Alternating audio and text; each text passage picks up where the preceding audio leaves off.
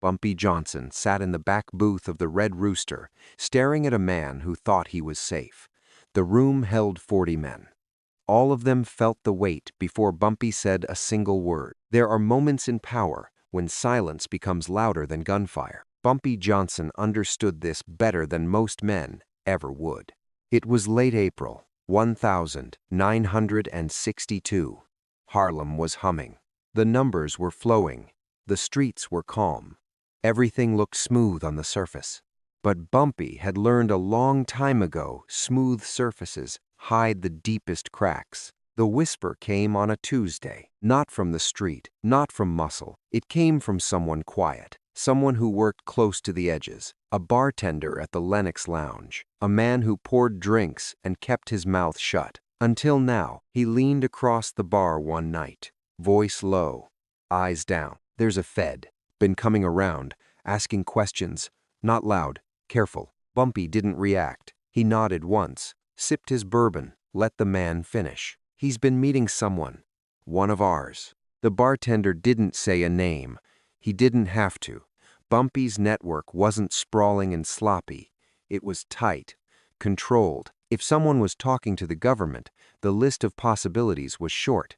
Bumpy left the bar that night without another word. He didn't call a meeting, didn't pull his lieutenants together, didn't start shaking people down for answers, because panic creates mistakes, and mistakes create bodies. Instead, he watched. For 3 days, Bumpy moved through Harlem like a shadow. He sat in corners. He listened. He let people talk around him, not to him. He observed who was nervous, who avoided eye contact, who smiled too much. And then he saw it. A man named Curtis, mid-30s, ran a small numbers spot on 132nd Street. Loyal for years. Or so it seemed. Curtis had been acting normal, too normal. He laughed at the right times, showed up on time, did his job. But Bumpy noticed something small. Curtis wasn't asking questions anymore. In Bumpy's world, people always asked questions. What's moving? Who's coming through? What's the word? That's how you stayed plugged in. That's how you survived. But Curtis? He just nodded, smiled, took his cut, and left. Like a man who already knew the answers, Bumpy made a decision.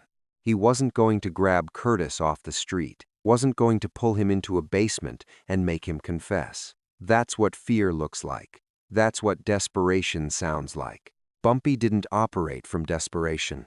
He operated from certainty. So he chose the place, the time, the audience. Friday night. The Red Rooster. The club where everyone who mattered in Harlem eventually passed through. Musicians, hustlers, women in furs, men in clean suits. It wasn't just a club, it was a stage. And Bumpy was about to teach a lesson that would echo for years. He made one phone call to Curtis. Red Rooster. Friday, 10 o'clock. We need to talk business. Curtis agreed. Of course he did. You don't say no to Bumpy Johnson. Bumpy hung up, lit a cigarette, stared out the window at the Harlem skyline. He wasn't angry. Anger makes you sloppy. He was calm, because calm is what makes other men terrified. Harlem, in 1962, wasn't just a neighborhood. It was a nation within a nation. And Bumpy Johnson wasn't just a boss. He was the architect of its order. Most people outside Harlem saw crime. They saw numbers, policy, protection.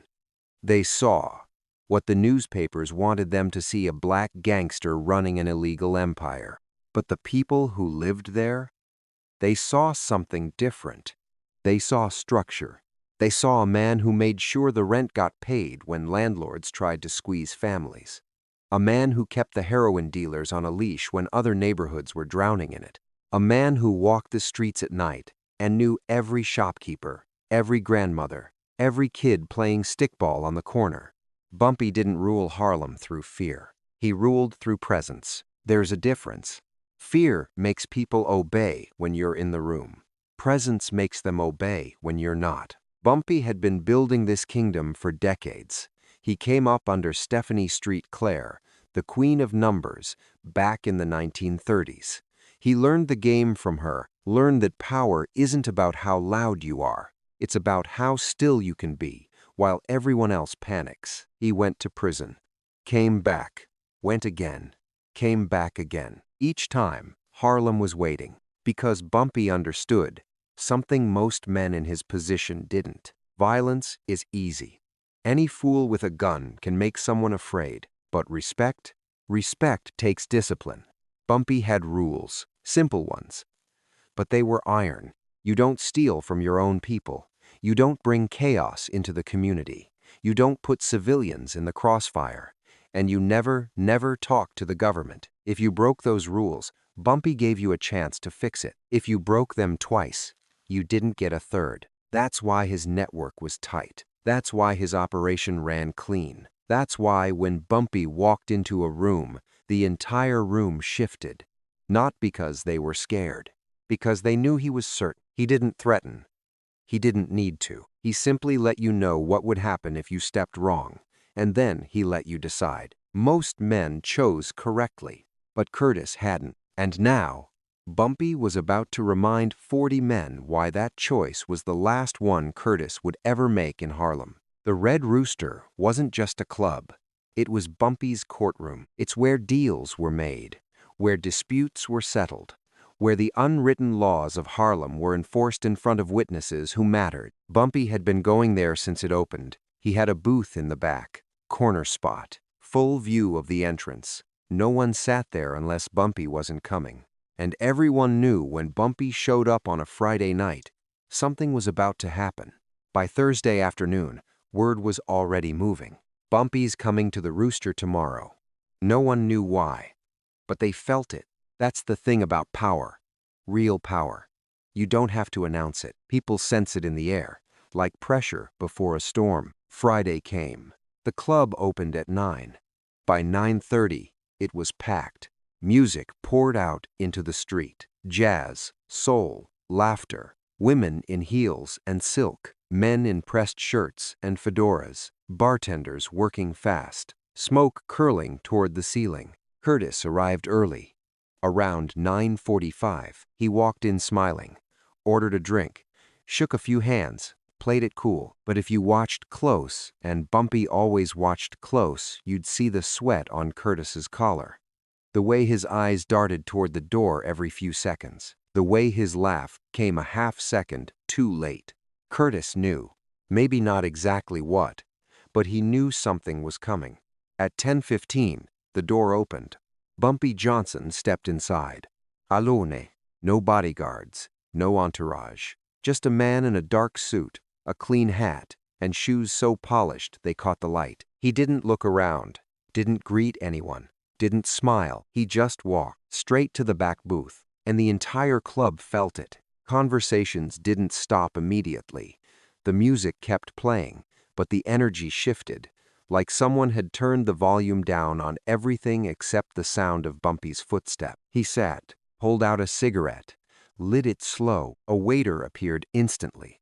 No words exchanged. Just a glass of bourbon, neat, placed gently on the table. Bumpy took a sip, and then he did something that made every man in that room pay attention. He looked up, not at Curtis, at the room. He scanned slowly, left to right, taking in faces, making eye contact, letting people see him, see them. It wasn't a threat. It was a reminder. I know who you are. I know where you stand, and I remember. Then, after what felt like a lifetime, Bumpy's eyes settled on Curtis. He didn't call out, didn't wave, didn't motion. He just looked. And Curtis felt every pair of eyes in the Red Rooster follow Bumpy's gaze and land on him. That's when Curtis knew. This wasn't business. This was judgment. Curtis held his drink like it was the only thing keeping him upright. He tried to smile, tried to keep talking to the man next to him, tried to pretend he didn't feel Bumpy's eyes burning a hole through the side of his face. But his hands betrayed him. The glass trembled. Just slightly. Just enough. Bumpy took another drag from his cigarette. Slow, deliberate. He wasn't in a hurry. Time was his weapon now. Around the club, the music still played. A horn section wailed. A woman laughed near the bar.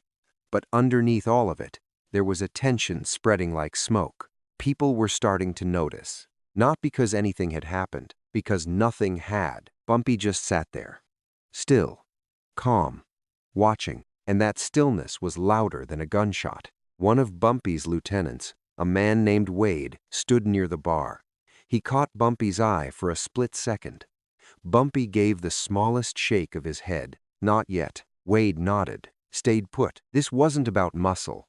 This was about message. Curtis finally broke. He set his drink down, wiped his palms on his pants, said something to the guy next to him, something that sounded like an excuse, and started moving. Not toward the door. Toward Bumpy. Because running would have been worse. Running would have meant guilt.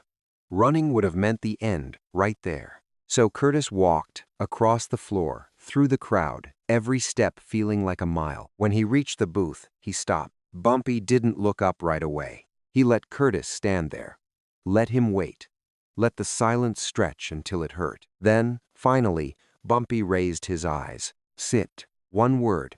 Quiet. No anger in it. No emotion at all. Just a command. Curtis sat. His back was to the room now. He couldn't see the 40 men watching, but he could feel them. Bumpy tapped ash from his cigarette into the tray, took another sip of bourbon. Then he leaned back, relaxed, like they were two old friends catching up. "You been busy, Curtis?"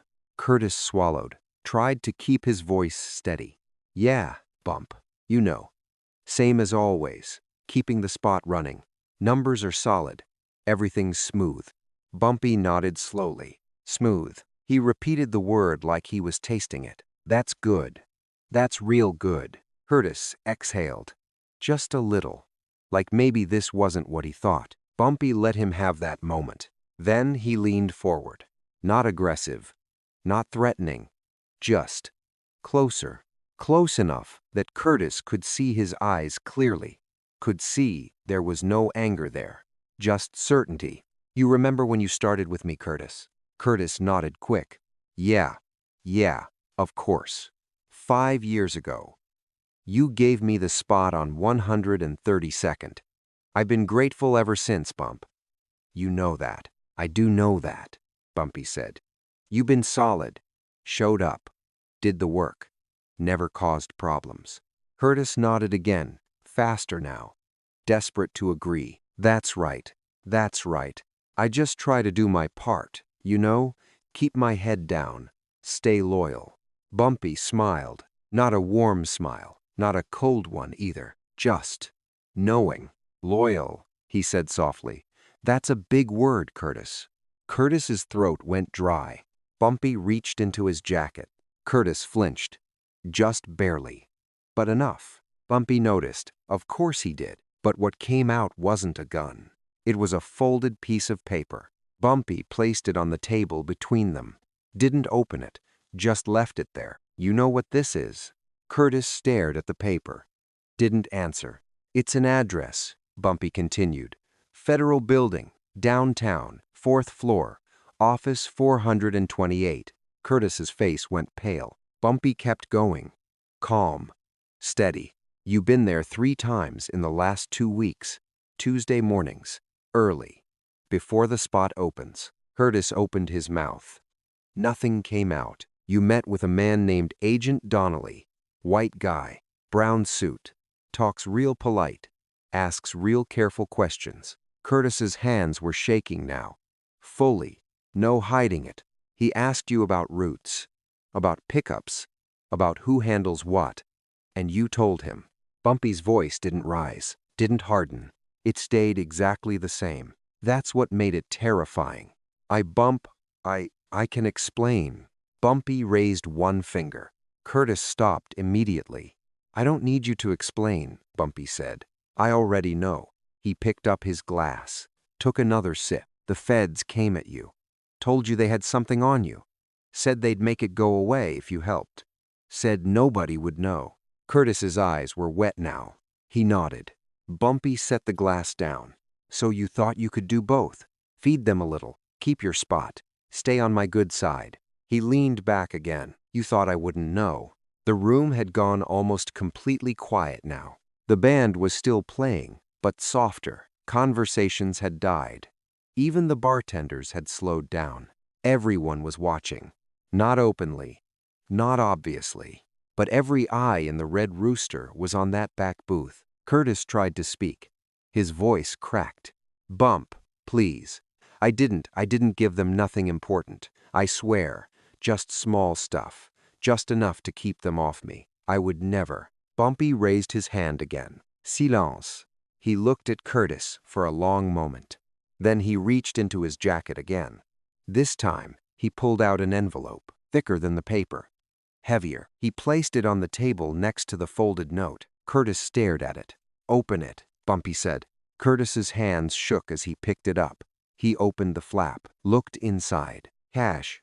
$200. And a bus ticket. One way. Departure. 6 a.m. Saturday morning. Destination. Chicago. Curtis looked up at Bumpy, confused, terrified, hopeful. Bumpy's face was stone. "You got until sunrise," Bumpy said quietly. "You take that ticket, you take that money, and you leave Harlem." He leaned forward one last time. "You don't say goodbye.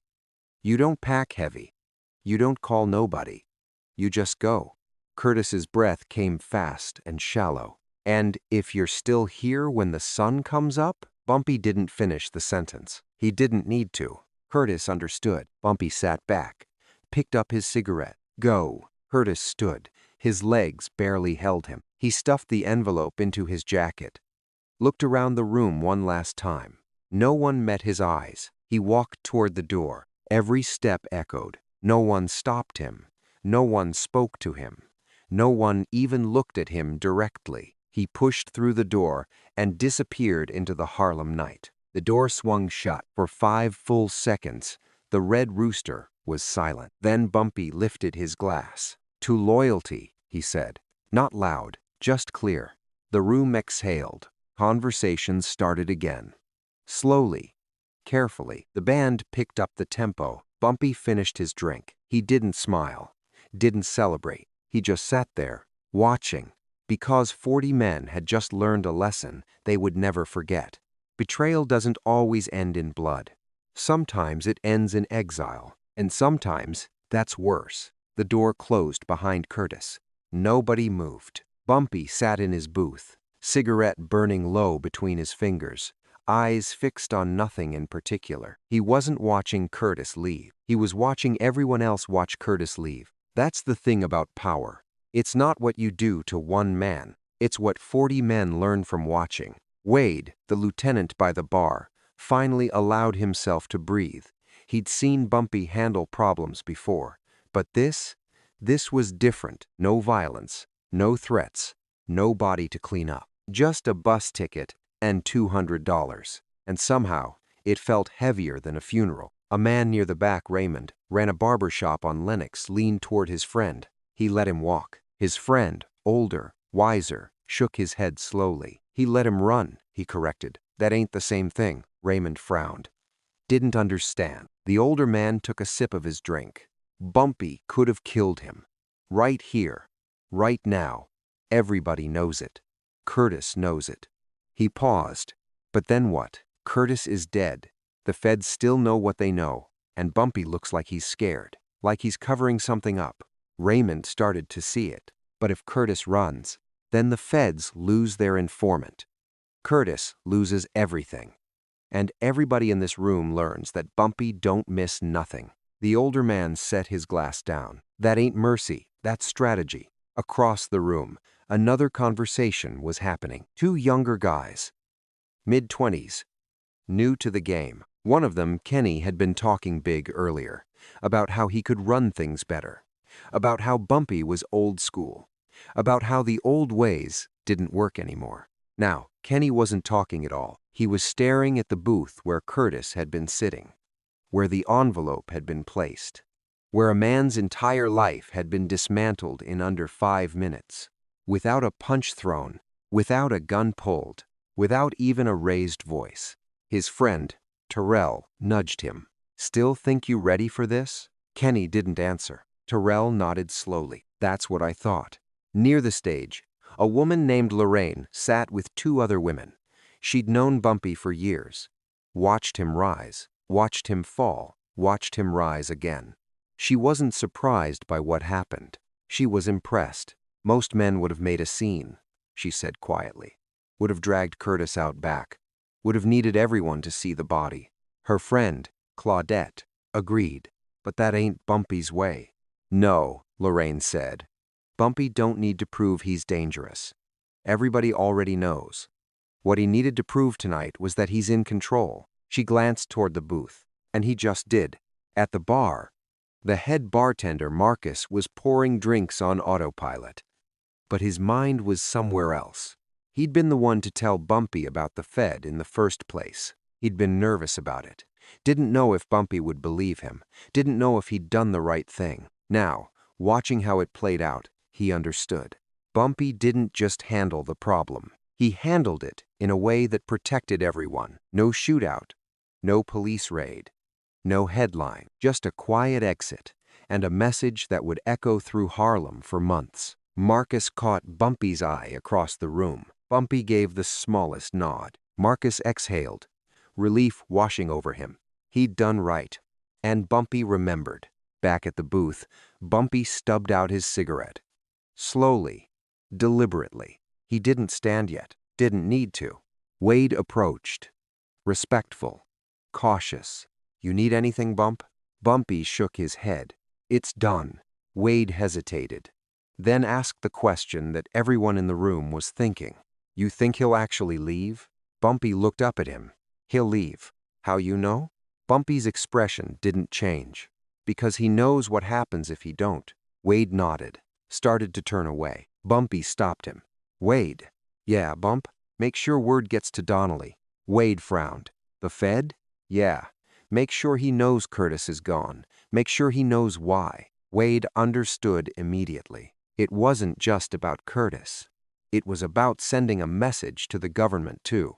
You can't buy loyalty in Harlem. And if you try, you lose your investment. I'll handle it, Wade said. Bumpy nodded, picked up his glass. Good. The night continued. The band played. People danced. Drinks flowed. But the energy had shifted. Before tonight, the Red Rooster was just a club. Now, it was something else. A courtroom. A temple. A place where justice, Harlem's justice, was served. And everyone who was there would carry that story with them. They'd tell it in barbershops, on stoops, in kitchens and backrooms and corner stores. They'd tell it to their kids, their crews, their partners. You hear about Curtis? Man walked into the Red Rooster thinking he was clean. Bumpy let him walk out, alive, but gone. That's how you know Bumpy's different. He don't need to kill you to end you. By midnight, the club was packed again. Back to normal. But everyone who'd been there at 10:15 knew. They'd witnessed something. Not violence. Not revenge. Authority. Real authority. The kind that doesn't need to shout. Bumpy finished his drink, stood, adjusted his hat. Wade appeared at his side immediately. You heading out? Yeah. Bumpy walked toward the door. Slow. Steady. People stepped aside without being asked. Made room. Gave respect. He reached the exit. Paused. Turned back to look at the room one more time. 40 men. 40 witnesses. 40 people who now understood exactly how Bumpy Johnson operated and why he'd stayed on top for 30 years. He pushed through the door and stepped into the Harlem night. The cool air hit his face. The street was alive. Music from other clubs, laughter, cars rolling past. Bumpy lit another cigarette. Somewhere, Curtis was packing a bag. Hands shaking, heart racing, knowing he'd never see Harlem again. And somewhere else, Agent Donnelly was going to wake up tomorrow and find out his informant had vanished. Bumpy smiled, just slightly, not because he was happy, because he was certain that the message had been sent, certain that the lesson had been learned, certain that Harlem was still his. He started walking. down 138th Street, past the barber shops and the corner stores and the brownstones where families slept. His kingdom, not built on fear, built on respect. And tonight, that respect had been reinforced in front of 40 men who mattered. That's how you maintain power, not by taking life, by controlling it. Curtis didn't sleep that night. He sat on the edge of his bed in his small apartment on 132nd Street, the envelope in his lap, staring at the wall. The clock ticked, loud, relentless. Every minute closer to sunrise felt like a countdown to execution. He'd thought about running before Bumpy even called him to the Red Rooster. Thought about disappearing the moment the Fed first approached him, but he'd convinced himself he could manage it, play both sides, stay valuable to Bumpy, keep the Feds satisfied, walk the line. Now he knew there was no line. There was only Bumpy's side, or the other side. And once you crossed over, there was no walking back. He opened the envelope again, counted the money for the third time. $200. Enough to start over. Enough to survive for a few weeks in Chicago. Maybe find work. Maybe disappear into another city's rhythm. Or maybe just enough to remind him, every time he spent $1, that Bumpy Johnson had spared his life. Curtis looked at the bus ticket. Departure, 6 a.m. He checked the clock. 4:47 a.m. Sunrise was close. He stood, grabbed a duffel bag, started throwing clothes inside.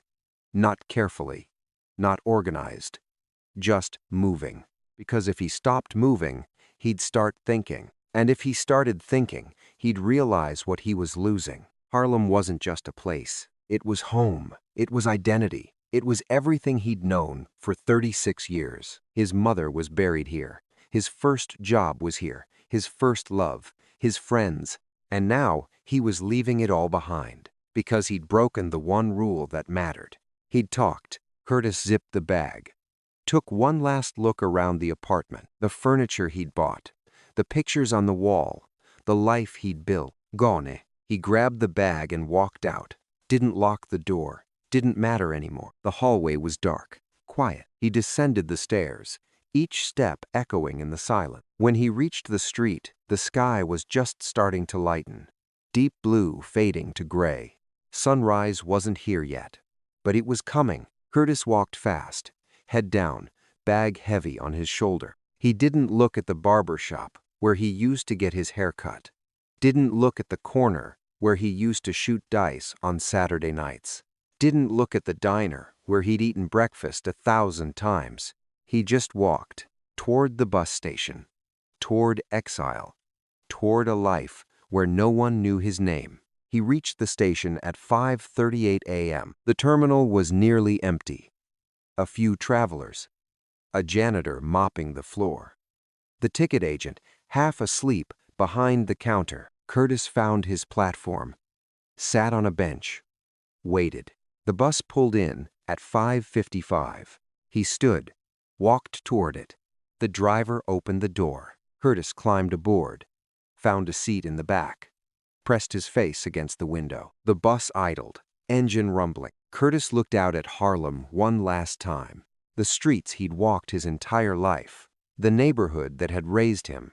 And then, at exactly 6 a.m., the bus pulled away. Curtis closed his eyes.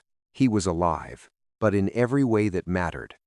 Bumpy Johnson had ended him. Back in Harlem, Bumpy woke at 6:15. He didn't need an alarm. His body knew. He dressed slowly, made coffee, sat by the window and looked out at the street below. People were starting their day, shopkeepers opening up, kids heading to school. The city waking. Bumpy took a sip of coffee. He didn't think about Curtis. Curtis was already gone. Already forgotten. What mattered now was what came next.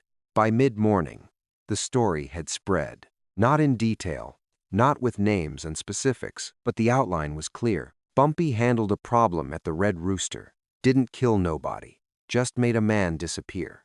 And with that story came the reminder. Bumpy Johnson didn't rule through violence. He ruled through certainty. He gave you a choice. A clear one: loyalty or exile, life or disappearance, respect or erasure. And once he gave you that choice, you lived with the consequences. By noon, Wade had delivered the message to Agent Donnelly. Didn't meet him directly. Too risky. But he made sure the word reached him through a mutual contact. Curtis is gone.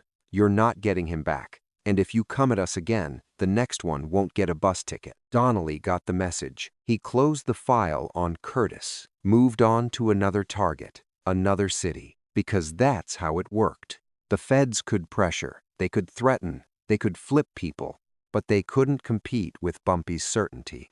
They couldn't offer what he offered: protection, structure, belonging. And they couldn't punish the way he punished. Not with prison, with exile, with the knowledge that you'd betrayed your own.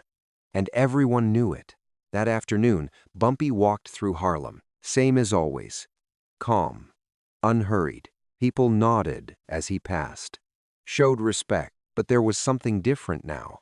A deeper understanding. They'd always known Bumpy was powerful. Now, they knew he was complete. He didn't need violence to maintain control. He had something better. He had patience, precision, and the ability to make a man vanish without spilling a drop of blood. That's the line Bumpy walked, and that's the line no one else could see until it was too late. By Sunday, Curtis was in Chicago. By Monday, he was nobody.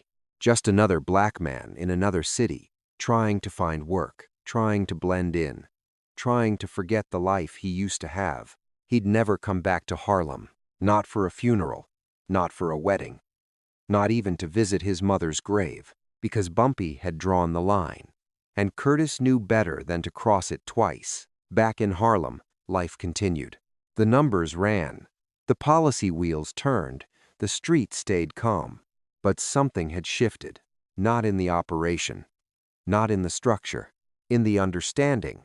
Everyone who'd been at the Red Rooster that night carried the story with them, and everyone they told carried it further. Within a week, every corner of Harlem knew. Bumpy caught a snitch, didn't kill him, just sent him away.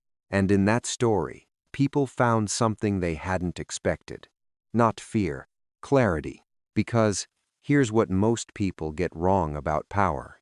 They think it's about making people afraid, about proving you're willing to kill, to hurt, to destroy. But that's not power. That's desperation. Real power is about making people certain that if they stay loyal, they're protected. Certain that if they step wrong, there's a consequence. Certain that the man at the top sees everything, knows everything, and controls everything. Bumpy didn't need Curtis dead. He needed Curtis gone. He needed every man in his network to understand that betrayal wasn't just dangerous, it was final. You don't get to stay in Harlem and be a rat. You don't get to keep your spot and work with the feds. You choose. And once you choose wrong, Bumpy makes the next choice for you. Leave or die. Curtis got the first option. But everyone knew next time, someone else might not. That's the brilliance of what Bumpy did. He showed mercy. Publicly. In front of 40 witnesses. And somehow, that mercy made him more feared. Not less, because it proved he wasn't out of control. He wasn't acting out of anger or ego or paranoia. He was acting from strategy, from long-term thinking, from the understanding that a dead informant makes headlines, but a vanished one just makes people nervous. Agent Donnelly never found another source that good in Harlem. He tried, pressured a few more people, made a few more promises, but word had spread. Bumpy knows. He always knows. And if you talk, you're gone. The feds moved on, focused their energy elsewhere. Bumpy had won, not by fighting them, by making it not worth their time. Years passed. Bumpy went back to prison in 1963, came out in 1966. Harlem changed. The heroin epidemic hit. The old order started crumbling. But the story of Curtis and the Red Rooster, that stayed. Old-timers told it to young hustlers. Fathers told it to sons. You want to be in this game? You better understand what loyalty means. You better understand what Bumpy understood. Power ain't about the body count. It's about the respect count. Even decades later, after Bumpy died in 1968, the story lived. Because it wasn't just about Curtis. It was about a philosophy, a way of operating that separated Bumpy Johnson from every other gangster of his era. He didn't rule through chaos. He ruled through order. He didn't terrorize his community. He protected it. And when someone broke the code, he didn't make a spectacle. He made an example. Quiet, controlled, permanent.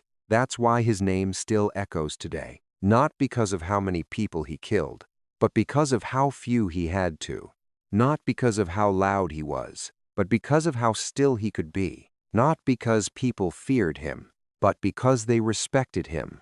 And in the end, respect lasts longer than fear ever will. Somewhere in Chicago, Curtis lived another 30 years. He worked odd jobs, kept his head down, never told anyone where he was really from. But every time he saw a man in a clean suit and a fedora, his chest tightened. Every time he heard the name Bumpy Johnson on the news, or in a book, or in a conversation, he looked away, because he knew he'd been given a gift that night at the Red Rooster. Not mercy, a second life. And the cost of that life was everything he'd ever known. He paid it, and he never forgot who held the receipt. Bumpy Johnson, the man who understood that fear is temporary, but certainty is forever.